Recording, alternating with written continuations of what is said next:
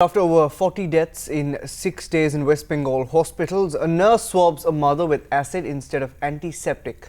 The Chief Minister suspends the nurse, but the question remains, is that enough action? It's perhaps the worst case of medical negligence reported from Bengal so far. A woman swabbed with carbolic acid during labour instead of antiseptic.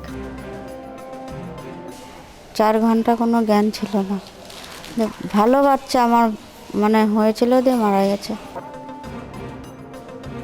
The nurse responsible for the gross negligence suspended.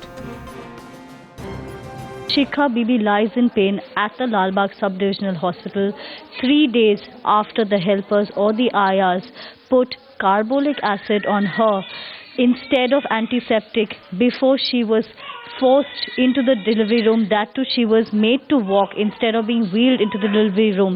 So clearly a horrific tale for her to tell, and not a very pleasant thing for any of the other patients over here as well. But does it just end with one suspension? The CM has for now found it easy to blame the previous regime.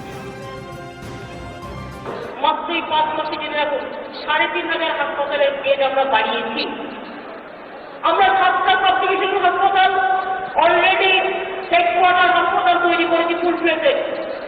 এবছর আমাদের medical seat আরো 2টো college বেড়েছে, আগামী বছর আরো বাড়বে। CPM কি করছে? একটা হাসপাতালে ডাক্তার নেই। But Times Now's investigative reports have revealed that it's not just one standalone case of negligence. It's a rot that seems to run deep in our country's medical services. Bureau Report, Times Now.